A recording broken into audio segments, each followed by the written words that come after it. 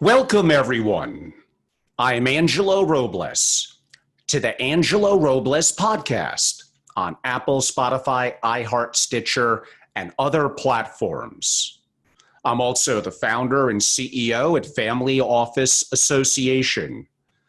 Several weeks back, I had a tremendous opportunity that I enjoyed and I learned so much to interview Dr. Jeremy Lurey. And henceforth, that is this video or podcast, depending on your medium, that you're watching or listening to.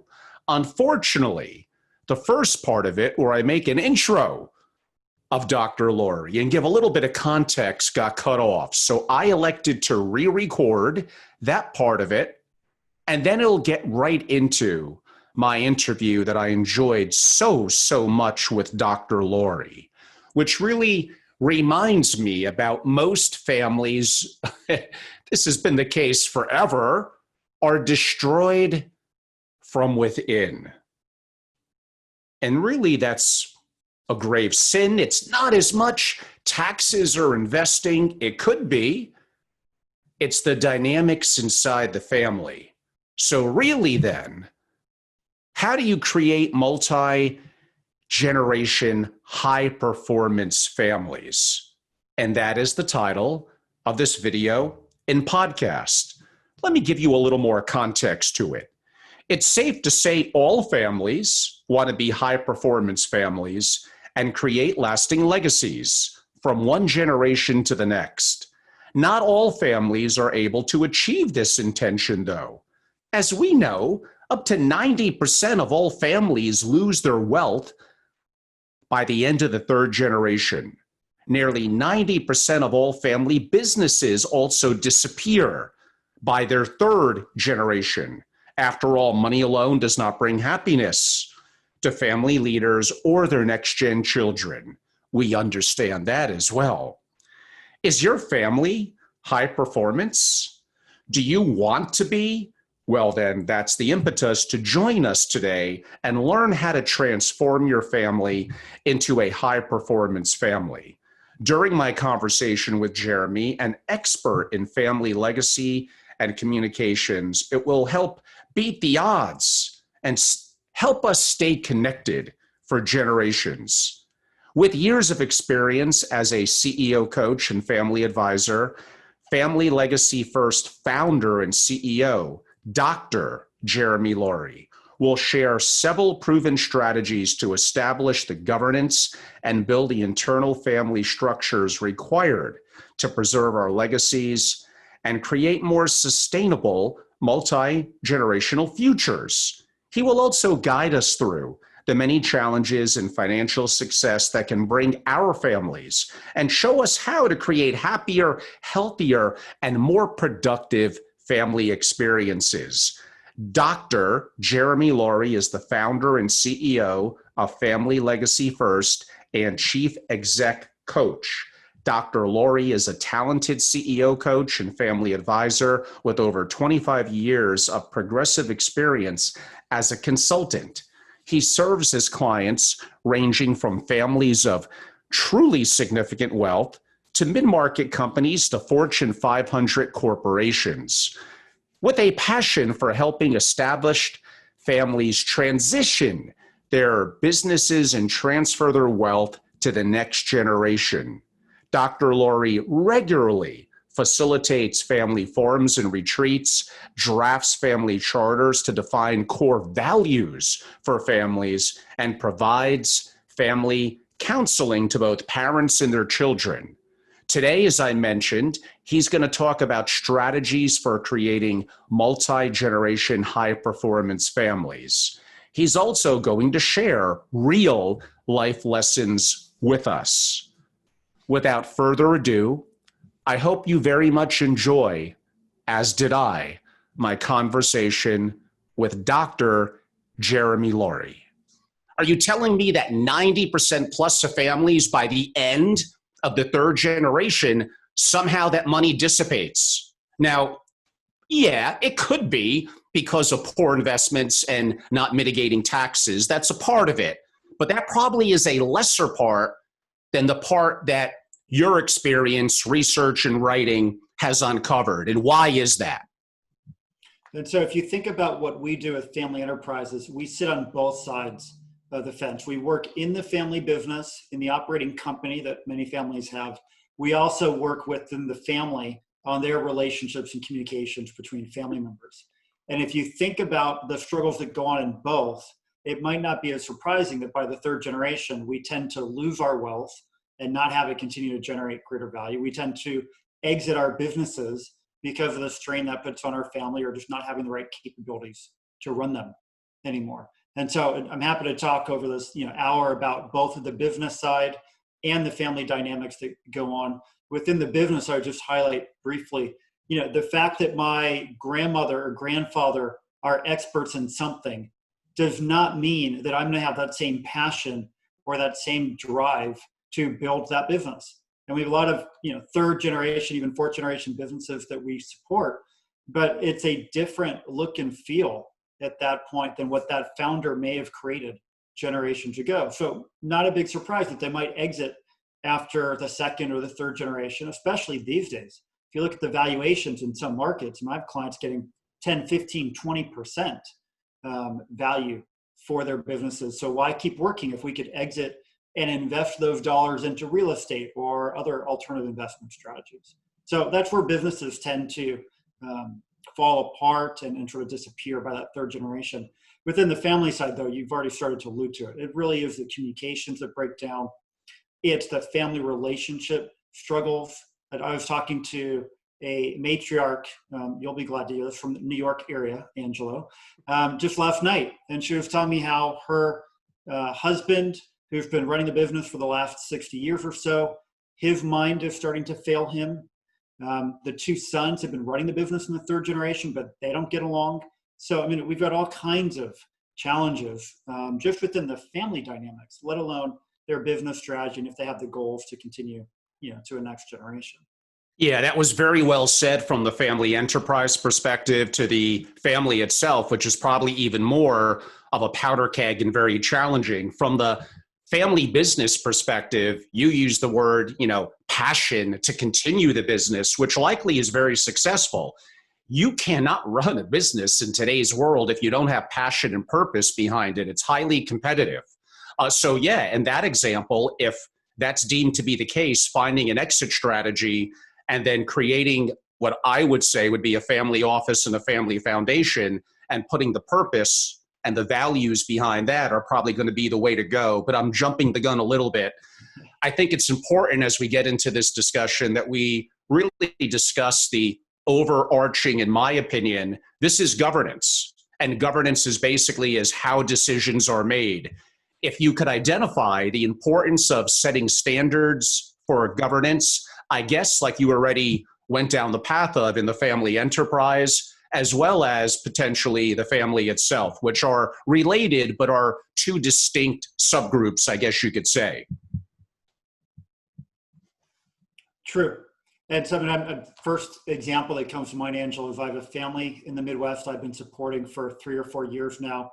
We did some family chartering, had them lay out, is this a legacy business we want to pass down, or is it just a, wealth generator for our family? And so we talked about values and their rich heritage. And this is a third generation family business right now, where the fourth generation are minority shareholders, given some, gifting that went on when their grandfather passed away.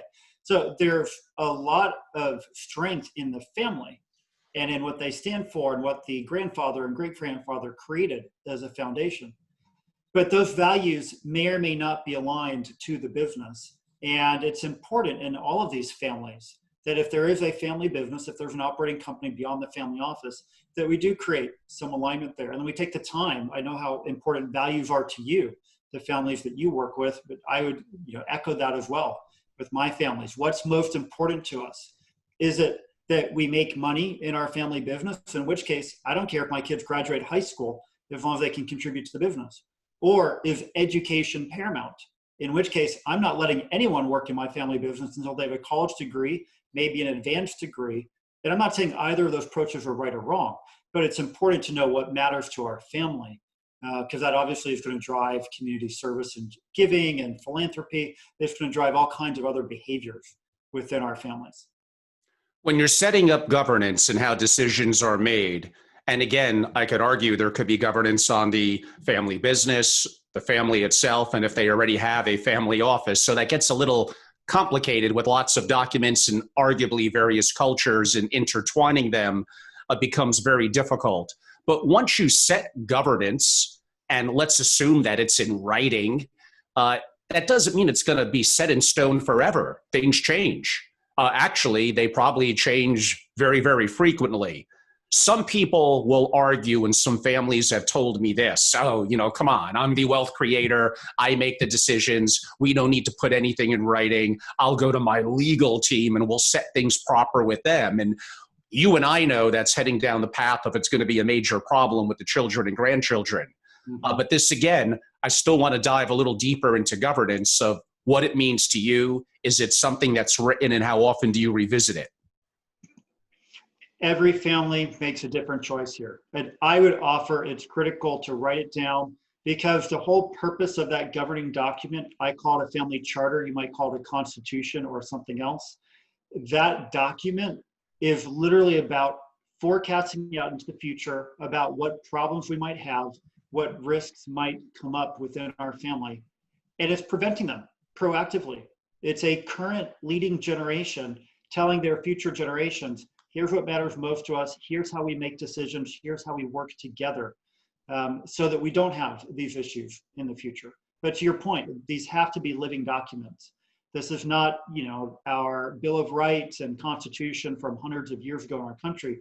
This is something that is relevant to our family. And as we have marriages, we have deaths, we have births, we have all kinds of life events, things are going to change in our family that could impact that governing document. I have one family I'm working with right now. When we wrote the charter, the intention was for the brother and two sisters to be working in the business as senior executives, really until they retired. Well, one of the sisters was at a point of saying, this business is sort of growing beyond my core skill sets. We would be better served if I exited. I want to pursue some other things now that I'm empty nesting. And so the charter doesn't really support that. And we need to go back and revisit.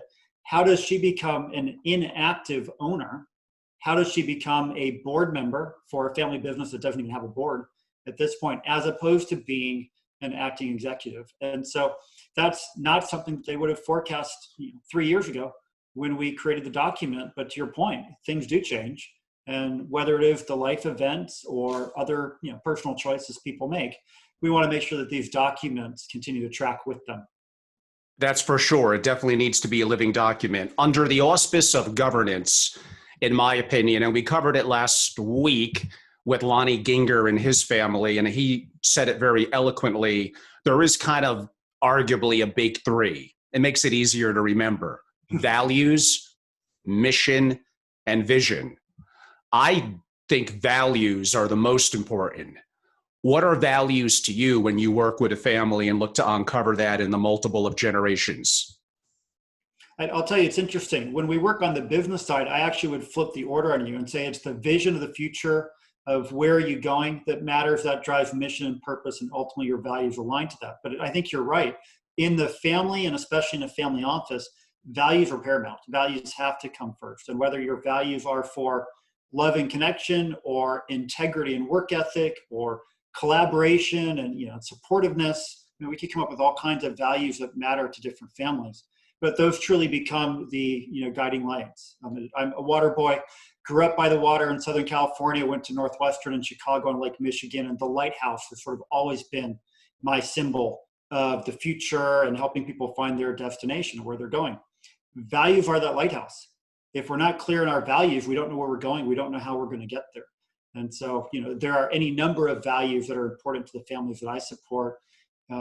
Faith is one. Community service and giving is one. But once we define it, then we align all of our behaviors around that. For example, our family business might put 10% of all profits back into the community if community giving is important to us. Or as I said earlier, we may not hire any family member into our business until they have a college degree, if education is what really matters most to our families. So those values are critical to our success in getting past the statistics on the 3 generations. Well, now it gets a little messy, Dr. Lurey. So you have, in my example, the wealth creator, let's say whatever, they're in their 70s. And let's say there's two generations below them, their children, and they have grandchildren. There is a tendency for the older generation that takes pride in creating the wealth and having the family unity to have perhaps one set of values, but perhaps the children and grandchildren are not perfectly aligned. I mean, everyone you would hope would want to have passion, purpose, be a good steward, be good to other people. I mean, those are basically going to be standard. But there are going to be certain values. You mentioned one, perhaps faith, where that may not be the same with another generation. How do you work with multiple generations when they have different values? Sure. And, I'll take one as an easy standout without going too far into generational differences, but in our work, it matters. Baby boomers, my father, for example, he was very much a driven work ethic kind of a professional. As a senior attorney, you might expect that. But it was because he wanted to provide for the family and always provide more for me than what he had as a child growing up. And that's great. And I appreciate his commitment to that. As a Gen Xer myself, I might have different values around work-life balance or being with my family, and maybe don't have the same, earning potential that he did because I'm spending more time with my kids, or I might travel a little bit more than he did, focusing on his work. You go to the next generation, millennials, they really do want to have meaning and purpose in life. And so they probably won't take promotions. They may not stay in companies for more than a year or 18 months if they aren't finding value in being there, if they want to go create some other opportunities to pursue.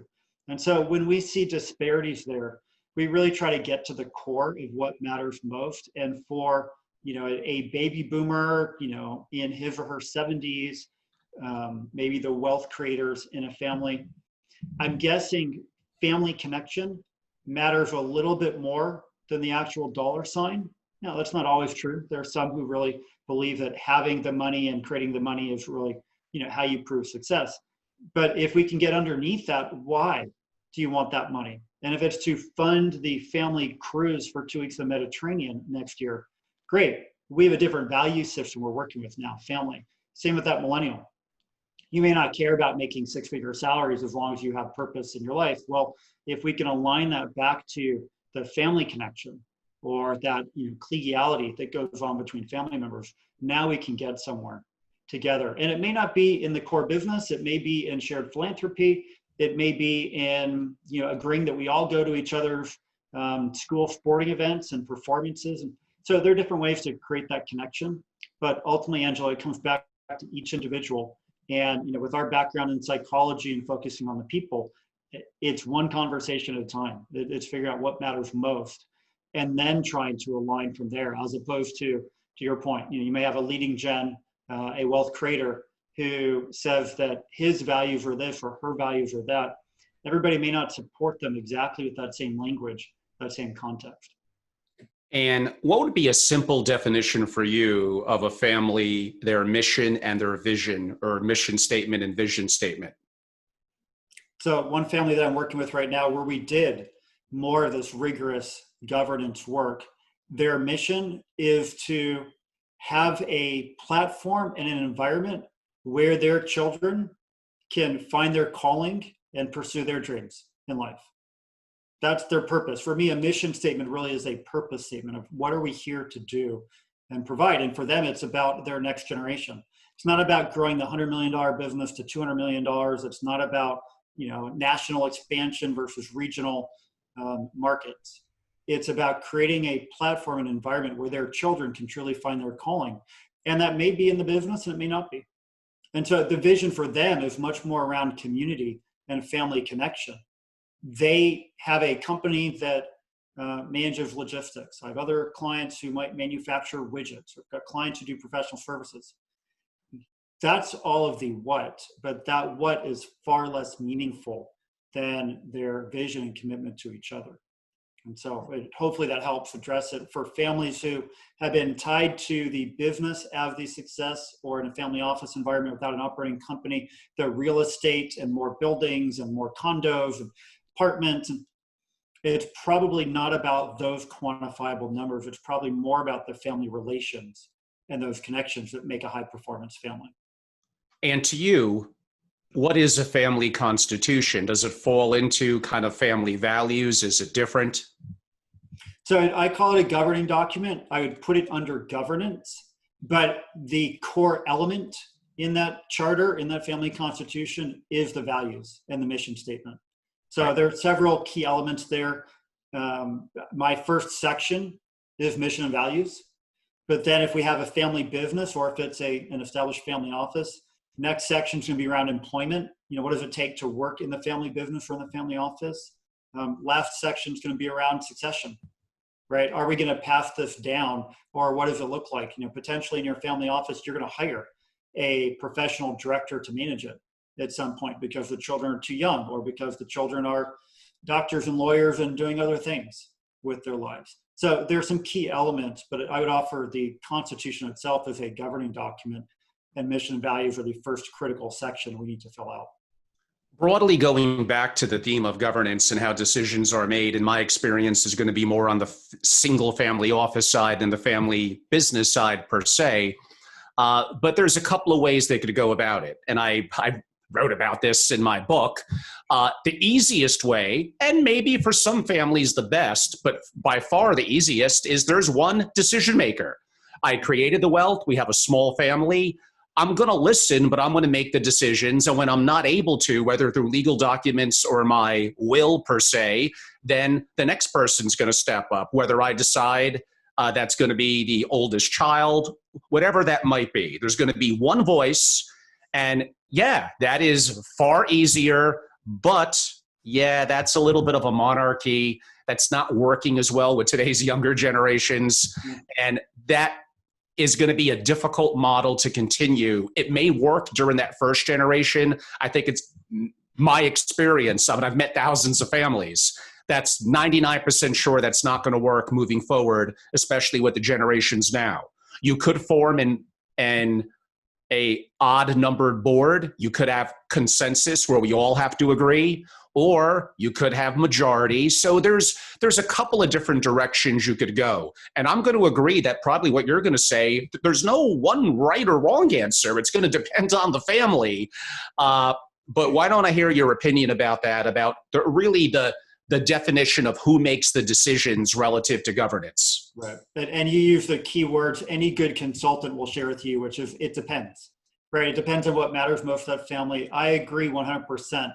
It is easier to have the matriarch or the patriarch in charge of everything if he or she are the ones making the money. They get to make the investment, strategies. They get to make all decisions for our family. It is easy. I'm a big fan of path of least resistance in many aspects of life. But in this one, the question is not about current generation. It's about next generation. And you start this by talking about the statistics on, second, third generation and beyond. In our next generation, let's just say that we have 2 children, okay? Well, how are they going to make a decision of one? Who's going to decide who the right person is? Likely there's going to be sort of a 50-50 split and a lot of resistance, a lot of emotional charge between them. Let's say that those 2 children now have 2 children. So we're at 4 siblings and cousins in our third generation. Again, how do we have a decision-making structure based on the vote of 1? We now went from 1 vote in our G1 to 4 votes in our G3. And so it just complicates things.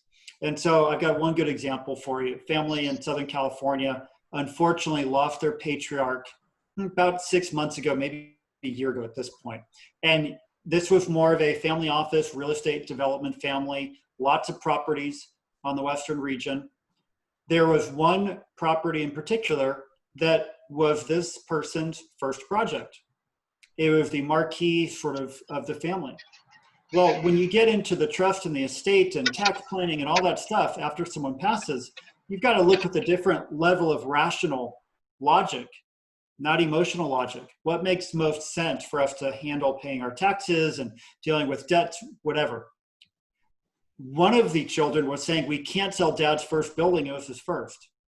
Other advisors were saying, you have to sell dad's first building. It's the right asset for us to use. And so until we do some of the constitution work, until we do the chartering work, how do we expect the next generation to make those choices when we're gone? The only way they can do that is if we define our values and we start defining our mission and purpose statement, we create our vision before we're gone. And so that's the work that we have the privilege of doing with these families, of focusing on now, not waiting for not now, because not now is a future point that we can't predict. We only control what we do right now when it comes to governance and these values. I completely agree with the importance of governance, of value, mission, and vision, of Constitution. And it's actually not that hard. Even from a legal and documentation perspective, it's relatively straightforward stuff. But there is one common theme that I notice in families that are successful. You notice, Dr. Jaffe has written about, if you just had to pick one word that's going to help a family succeed over generations. Yes, I'm leaving the audience hanging a little bit, aren't I? That word is communication. If you're able to have communication, even when you disagree, you're able to overcome so much. And I fall challenge to this as well. Sometimes when things are a little uncomfortable, we avoid that conversation. We avoid communication when probably 90 just had that open dialogue and both parties were respectful of the other. Just look at how much you would have accomplished. How do you help to facilitate communication when you notice in the family it may be limited? Yeah, I couldn't agree with you anymore, Angelo. I mean, communication is the core of everything. I can't say that I was smart when I decided to be a communication major in college. It just happened that way. But life happens through communication. Communication in our heads, intrapersonal communication, communication with others, interpersonal. There are some things that I say to my wife or some things I don't say to my son, and that all creates our life circumstance. And so much of what I do is around communications. It's getting two people to talk together and to be vulnerable and to open up and to share, what they're thinking and feeling in a very transparent way. That it's not natural. The good news is we're all human beings. The bad news with that is that we all have emotions and we all get wrapped up in our own stories. And so we don't always communicate as fully as we could. So I do a lot of one-on-one work to ask people about what matters most to them and to sort of get at their core values. I then start asking about their behaviors and the actions they take. And so you tell me that you love your partner, that he or she is your soulmate for life. Great. I'm just going to ask a simple question of, have you told him or her that recently? Or when was the last time? And you say, oh, I got my wife flowers for Mother's Day. All right, Mother's Day was a while ago. And does that really mean love? I've got a really good client that I've been working with for years. He was struggling because his teenage son was not, we'll say, behaving in the way that he wanted. But it's a communication breakdown. And when communication is happening like this, communication by iPhone and texting, we are no longer actually using our words. We're using supposedly smart devices that just get in the way and cause problems. This father was communicating with his son by text because he was at a conference 1,000 miles away from home. And this is the kind of father who prides himself on being at every hockey game, every track meet, every school performance. He's one of those very engaged dads. And I appreciate that about him. He was at a business event. He was 1,000 miles away from home. So he's texting his 14-year-old, what'd you do last night? Did you work out today? What are you having for lunch? And all these things that you and I in different contexts might call micromanaging. You can imagine how his 14-year-old son responded to that, not in the way that he wanted. Either he didn't respond or he said yes, no, one answer responses, that was it. So I'm talking to this father for a while, and finally the light bulb goes off. He wasn't trying to ask if he was working out. He wasn't trying to see if he ate dinner last night. He was trying to express his love and connection. And so I said to this person, so what are you trying to communicate by text? He said, oh, just that I love my son and I miss him and I'm thinking of him.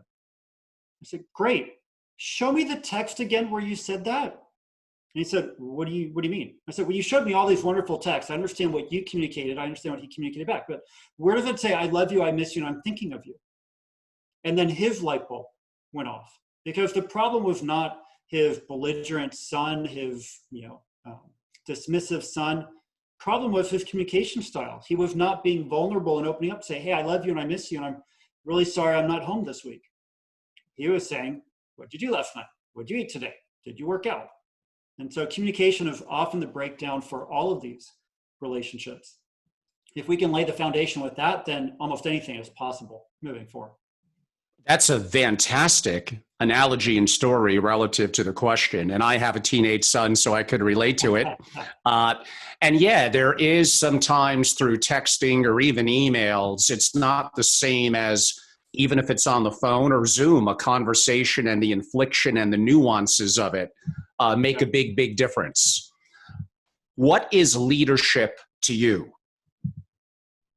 It's a great question, Angelo, and it's sort of a loaded question, isn't it? Yes, it is. Leadership for me is about being a positive role model for others, and I can think about the family office or the family business, being a positive role model for my children on how I conduct myself and how I behave with my work ethic or my communications and connection with them. Same in my business, how I display myself for my team members and how I give them feedback and support them and develop them. Of all the leaders that I've worked with over the years, the ones that I appreciate most, who I think really get it and are able to get to that next level of success, it's the ones who recognize leadership is not about doing. Leadership is about developing others. And again, I don't care if those are your children or if those are your employees. It's about helping others get to the next level. It's knowing that your success is their success. The opposite of sort of the monarchist that you were talking about earlier. It's not, I'm great because I'm great. It's, I'm great because you're great. And so it takes a very humble person to believe that. It takes really a profound sense of leadership and commitment to others to be that person. Does every great leader have what I'll call values clarity? It's a good question. I don't know that it is innate in the way that I hear the word clarity. It could develop over time. I'll give you an example. I've been working for myself for 18 years now, as of last week, as an entrepreneur with my own business. The complete opposite of my father, who worked for the same law firm for 43 years of his career, was the only partner left who had ever worked with the two named partners when he retired. He was literally the senior most attorney in this global firm when he retired. I'm the antithesis of that as a Gen Xer. I don't know that I had clarity in college that I wanted to be an entrepreneur or that I wanted to run my own business. I had some clarity about what was important to me. So it can be developed over time, but at some point I would offer, if you gain that clarity, then you can be that much better of a leader. And for me, at least, I'm an experiential person. So it's not something I'm going to read in a book or, picking up the Bible. We were talking about faith earlier. Just, it doesn't just strike me as an individual. I've got to go through some bumps and bruises. I've got to have some setbacks and some, sort of real struggles along the way to get at the core of who I am and what my values are. But I do think, coming back to clarity, once you have that clarity, you can be such a more powerful leader and demonstrate for others what matters most for them. To be the best leader possible, and you hinted at it in some of your last couple of words, and you used this specific word about 4 or 5 minutes ago, and it's a word that I'm probably overusing lately, but it's for a leader in today's world, in their business or with their children, meaning a younger audience, you need to show vulnerability. You're not Superman. You're not perfect. Yes. And for people in my generation, I'm the oldest, Generation X. I'm kind of a baby boomer. Yeah. I grew up in a New York environment, rather intense, go, go, go. We don't show vulnerability easy. It's very hard. And I'm trying to get better at that. And I'm making concerted efforts to. How important is it to be vulnerable, especially to millennials and Generation Z? That sounds a bit flippant in my head as I'm going to say it out loud to you, Angela, but it only matters if you want to get through the statistics and not be, the second and third generation family who fall apart. It only matters if you want your next generations to be a strong family unit that stay together. I tell my clients all the time, I do not should anyone. I will not sit here and tell you what you should do or what you shouldn't do. In my world, everything is a choice. You should wake up in the morning and breathe. You should probably brush your teeth at some point and eat some food. But beyond that, it's all a choice. And so I believe that if you choose family strength and succession and multi-generation connection, rather than feuding families who all separate and go their separate ways, it's critical. I mean, I don't know how I can be an effective father if I'm not vulnerable and open with my children about what I think I do well and where I think I let them down. And I am by no means perfect. My mother reminds me I'm not perfect. My daughter reminds me I'm not perfect. And guess what? So does my wife. I like to think I'm better than many. I'd like to think I'm better more often than I'm not. But the reality is, I'm not perfect, and neither are you or is anyone else. And so as long as you're willing to own that and be humble, is a word I shared earlier about that, then I think there's a lot of potential for others to learn from us as that role model. And that there's a lot of potential for the future of our families. I think I learned this next quote I read from a gentleman named Randall Stutman. Admired leaders, and this may apply more to family enterprises, but it's going to correlate into families as well. Admired leaders are those that respect and praise their team while holding them accountable. Mm-hmm. What that meant to me, and again, I go back to my era and being a sports fan, I seem to have always gravitated towards the coach that was like a Bill Parcells, a little fiery, a little bit, some people deserve a praise, but some deserve a kick in the arse. Yet it seems like that style and like the Lee Iacocca style and Jack Welch, I think we all respect them. I kind of grew up in that era, but they would need to adapt in today's world. It seems that working with more praise and building up someone's esteem and their capabilities and leading them to be greater while holding them accountable, it's a different form of leadership now. And this may be one of the challenges in hanging on to the family enterprise where someone is in their 70s or 80s, and it's creating all sorts of angst with the family members that are waiting to pounce and be more in an opportunity of leadership because they're not inclusive enough and they don't feel as engaged in the process. Absolutely. You're having me thinking about succession planning in family businesses. You're having me think about generational differences again. It is an emotional journey for me at the age of 60 or 70 or 80 to say, I am going to close the book on my professional identity, my contribution to our family or to our community for the last 30, 40, 50 years. But I'm not killing myself. I'm not closing the book on my identity. I'm closing the book on my professional identity. And now I get to choose, what else am I going to go do? Am I going to go live on a yacht or a golf course? Am I going to write my memoirs? Am I going to teach? Maybe I'm going to contribute in our community in different ways. And I can't tell you how many seasoned business leaders I have worked with who really struggle with that process of letting go and pass the baton down. And now let's face it, if we're talking family enterprise, that next generation, I was changing their diapers a lifetime ago. That's the one who crashed the car when he turned 16 and got his first driver's license. You know, there's a lot of history that goes into these dynamics where we need to let the past be in the past and we need to honor where we are not now. I talk a lot about mindfulness with my clients, and there's a difference between past, present, and future. Most of us as human beings live in either the past or we live in the future. We don't live in the present. And so in the past, Junior may have wrecked the car. But in the present, Junior has been vice president of our company for the last 14 years. And, you know, she is a phenomenal contribution to our team. You know, she is a valued asset to the business that we run. And so why would I not trust her now with her MBA and with her years of leadership? You know, she's no longer the 16-year-old who wrecked the car. Some of us do live in the future. And so we get really worried about how are we going to pay our bills in 6 months or 12 months from now, rather than looking at our P&L that, you know, looks strong, or looking at our balance sheet within our families.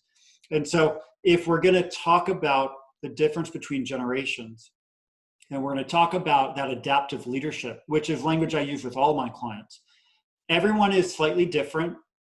I happen to be more of a type A sort of goal-oriented person. And that's great if my business is going bankrupt because I don't believe in failure. But that's probably not so great when my kid's coming off of the T-ball field and he just had his first loss of the season.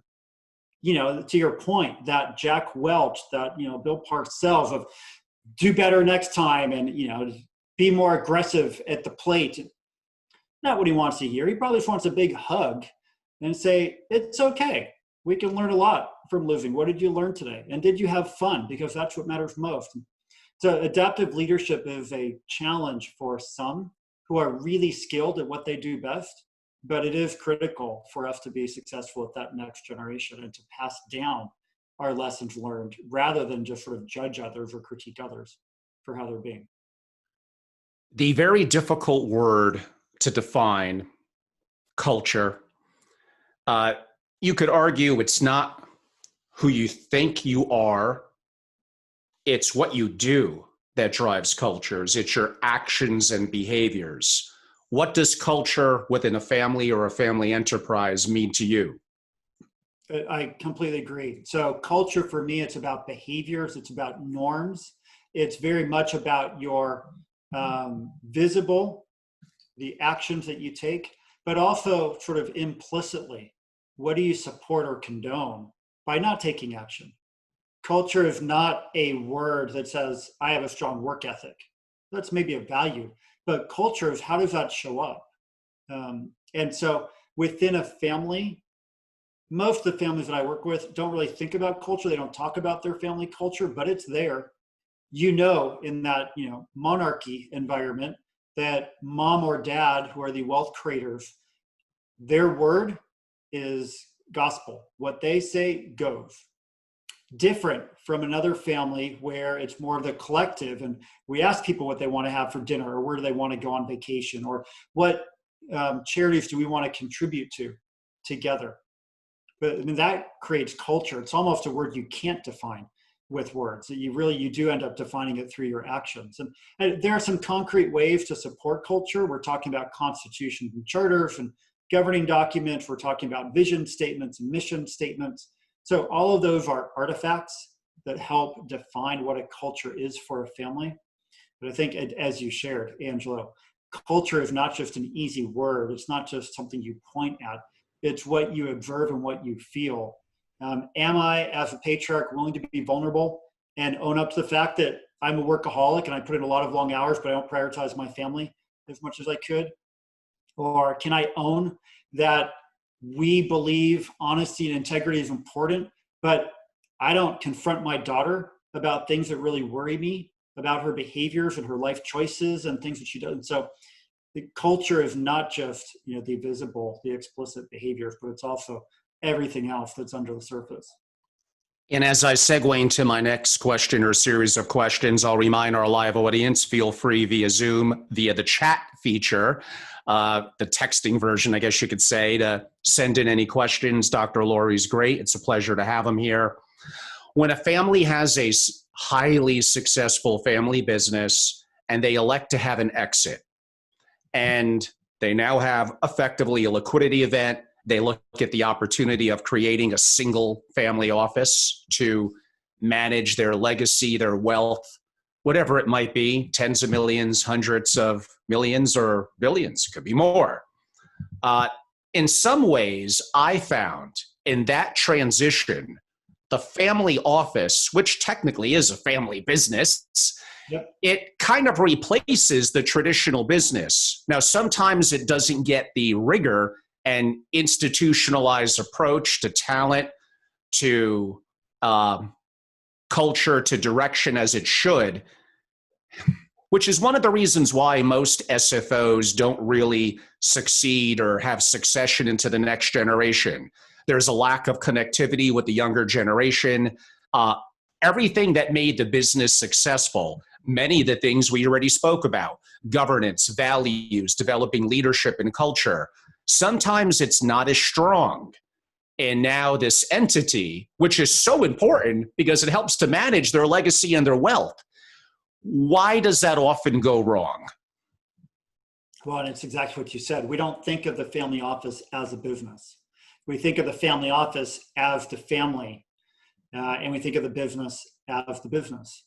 Within the business, we have strategic planning documents, we have executive team structures, we have communications, protocols and meetings and all that. Not all family offices do that. And I think it's a shame. It's a real missed opportunity. To your point, let's say we have a $100 million estate, we own a few buildings and have some properties that we manage. Well, if mom runs our family office, maybe mom was a real estate broker, maybe mom has learned about real estate investment, but as a child in that family office, I may have absolutely no connection to it whatsoever. Whereas if we manufacture a widget that grandpa invented, maybe I have a different connection there. And so when the family office ends up being more of a collective of our trusted advisors, it's the accountants and the attorneys, it's the insurance specialists and all of the wealth managers, it just gets treated very differently. And it's unfortunate. If we were to bring that same rigor that we had in our family business pre-exit, or let's say that we never even had a family business, but I was a senior executive in a big corporation and I amassed a level of wealth that we've now invested through the family office. If I bring those same lessons learned into our family office, it could be a very different experience. The other struggle I think that family offices have, by definition, we really think about the family. So Junior and the nieces and nephews and the grandkids, they all sort of have a part in the family office, whether they have any capabilities or not. I know someone here in West Los Angeles where I live, very successful financial advisor, very smart person. He has a single family office that he manages with his brother. They both are savvy in this regard. They can understand investment strategies. They can understand real estate. Their children, not there. And there's been no training in high school or college to run the family office. These children, maybe they end up being, all kinds of different professionals in their own lives. No connection into finance, investments, real estate. And so if you have a single family office that is dependent upon your next generation to run it, you may have a real challenge there, which is why we bring in some of the trusted advisors, because they have the capabilities, they have the skill sets, they literally have the training through different educational programs and life experience that they can run our offices for us. But many of us can't. We don't have the relationships, we don't have the communications you mentioned before that are critical. But beyond that, we really just don't even have the core capabilities. I don't know why it popped in my head. I think I told a story before. I had one SFO executive that was successful in their role and was looking at another opportunity. And I asked him a little bit about it. And how old is I learned a little bit about the family he's currently with, but importantly about the one he was interviewing with that was progressing to him getting an offer. And he's like, well, it's led by someone who created a business, had an exit, they're 87 years old. And answering your question, Angelo, I'm like, oh, this should be pretty obvious to you. So they created the business, they like control, they're 87. It's not easy to get a job in an SFO. You have a good one now. What happens? What's the succession plan with this 87-year-old's family? And if I was you, if I was advising you, I'd want to have incredible clarity of that. I'll probably would want to have an employment contract, by the way. And I don't think I would take that position unless I felt there was buy-in from the younger generation and I had a chance to meet them. That's just me. Now, he ended up staying where he was, which probably was the right choice. But these are all the unique aspects of family businesses and family offices that maybe a lot of the corporate world just don't think about. It's called a family office or a family business for a reason. It has the word family in it. There's lots of dynamics there and lots of nuances. Someone texted in a question, which I had to laugh at a little bit. Don't attorneys and legal documents take care of all this? Well, sure. It's important to have the right structures in your SFO, to have the right estate plan, wealth transfer plan. Attorneys, the right ones, are incredibly important. But you got to be kidding me if you think that is any value from the family not falling apart. In other words, trustee, family members suing the trustee who's a fellow family member, beneficiaries thinking that the investing approach is either too conservative or too aggressive, lawsuits among families, among wealthy families with different generations in a family, That's the norm. The norm is when it gets into that second or third generation and there's potentially dozens of different family members. Oh my God. I mean, so you got to be kidding me if you think that legal documents per se are going to protect against that. It's an element of it, but it goes back to communication, to governance, to values, mission, and vision. And my God, I'll say that word one more time. It goes back to communication. If you get that right, it's like everything falls in line. I went off on a tangent there, Jeremy, but if you could more eloquently put that together than me, that would be great. So I have a family I work with on the East Coast. They are 6th generation in their family office. And they have 5 basically cousins who serve on their board. There are a couple of outside directors as well now, but I mean, really there are 5 family members who are making decisions on behalf of the family. How many shareholders, if you will, are in the family at this point between, the generations before and the children and 67, I think was the number. You try to make a vote with 67 people in a room. I mean, how do you drive that? It's impossible. And so if you go back to the governing documents, you go back to the communication, back to the core of what we've been discussing, those 5 individuals should be pretty well prepared to make investment choices on, are we going to build a new building or are we going to buy a new building? Are we going to diversify out of the operating company and become more of a holding company with other assets in the mix rather than what our operating company does?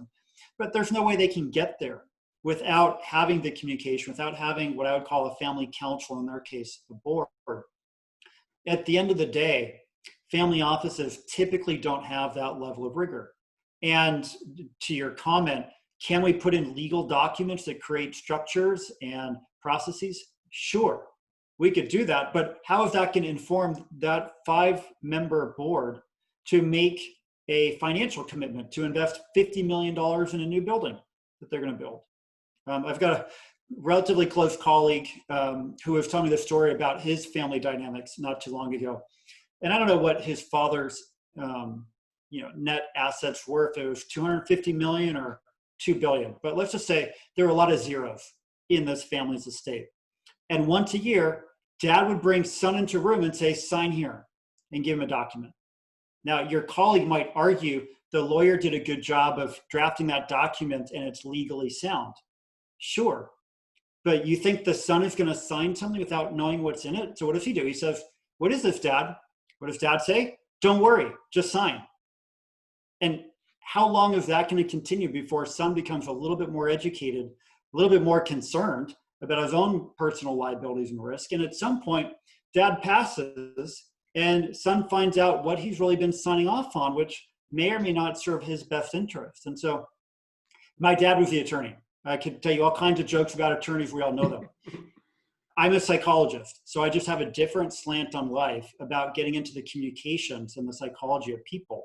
That, yes, we need our lawyers by our sides to document all of these things, to create the legal structures.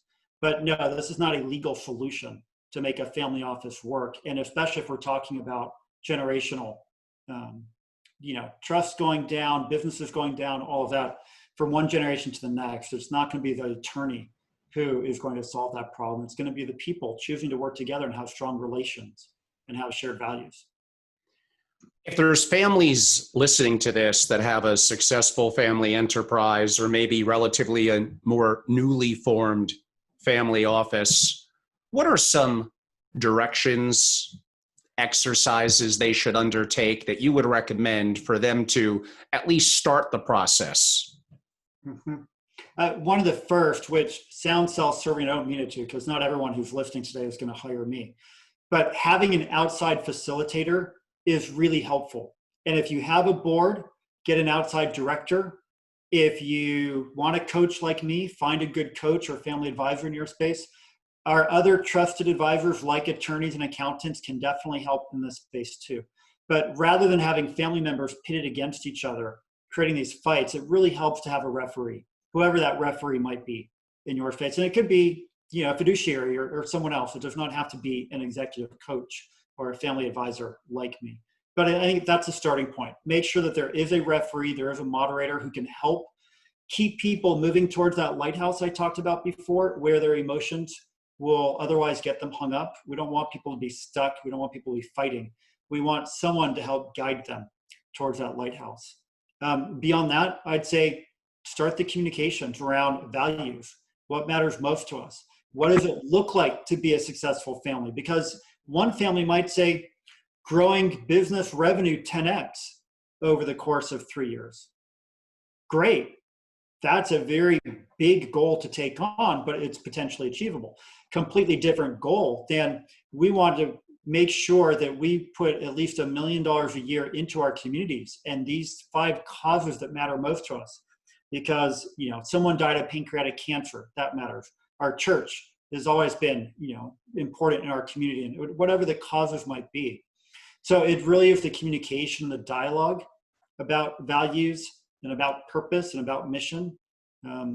That's where I lean into family office. You could get a wealth manager to join you tomorrow, Angela. You could get an attorney to join you next week. They will have some slightly different answers about how to structure an investment strategy, how to legally structure the entity of the family office. But for me, on behalf of the psychologists of this world, dealing with people at an emotional level, it's really about gaining alignment through that communication, that open dialogue. How would you help the elders in the family, knowing that, again, 90% of family businesses, wealth, family offices, whatever, are going to not even smell into the end of the 3rd generation, and not because, again, usually not because of investments and taxes that could play a part in it.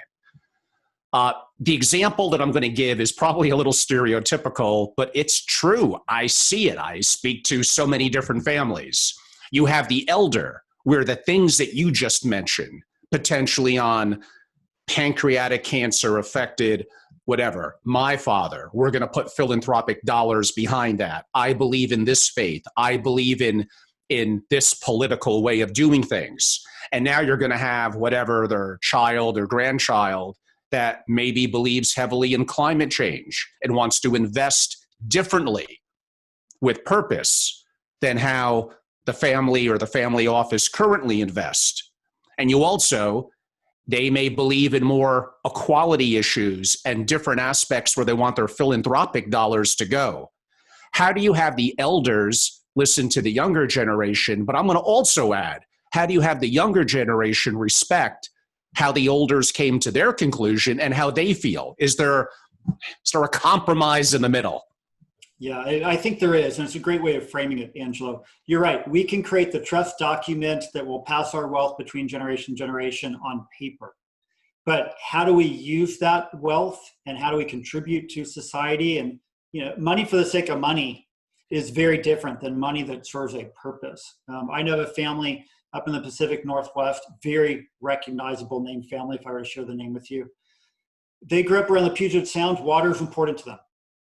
The patriarch, G1, decided we're going to use our foundation to support water around the world. We want pure water. We want drinking wells. We want, whatever these systems might be, whether it's in China or Africa or here in the US. That has to be stated explicitly. It's got to be an espoused value that we believe in the environment and the core of what water can do to create civilization. That if we have clean water, we can have commerce. If we have commerce, we can have community. The family chooses to get around that and support granddad and dad in his mission around water, or they don't. That's their choice. But dad's doing it. And he probably would like everybody to get involved and pick their own connection to water. And whether it is, heal the bay here locally where we live, or it is literally, clean wells in Africa. That's a very powerful approach to say water is what matters. It's the core of where we come from. My family, I just wrote a white paper on high performance families, and I'm very clearly stating, I don't think that we're a high performance family. I think we're a successful family. I think we're a great family in many ways, but we don't have shared philanthropy. So I know what matters to my dad and my stepmom on some level, because they talk about equality and rights for everyone that are shared. I can assume what that means to them. For my wife, homelessness is a cause that she really gets behind. She sits on a board and contributes in our community. We've never had discussions as a family where we've all agreed we're going to put $1 or $1,000,000 towards either of those causes. My parents do what they choose to do. My wife and I do what we choose to do.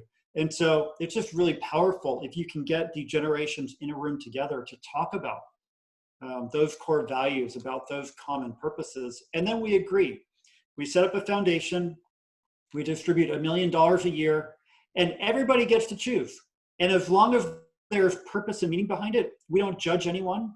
And if you want to, cure cancer, you can cure cancer. If you want to save puppies in shelters, you can save puppies in shelters.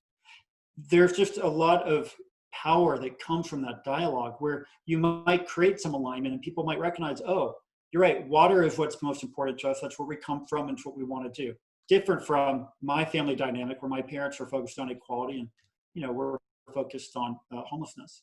But there's some great examples. This is not a wait for maturity conversation. This is not, you've now turned 30 and have access to your trust conversation. I know families, 5, 6, 7, 8-year-olds, every year around the holidays, rather than giving them big presents, they say, all right, it's that time of year again. We are going to spend $25,000 as a family. What do you children want to support? And those young children hop on iPads because they know technology, and they decide that they're going to help the puppies in the local shelter, or they decide they're going to support cancer because grandpa just died of cancer, whatever it is. But at the youngest of ages, families are engaging their children and grandchildren and great-grandchildren in these discussions. I think really that's where you get transgenerational success rather than generational success.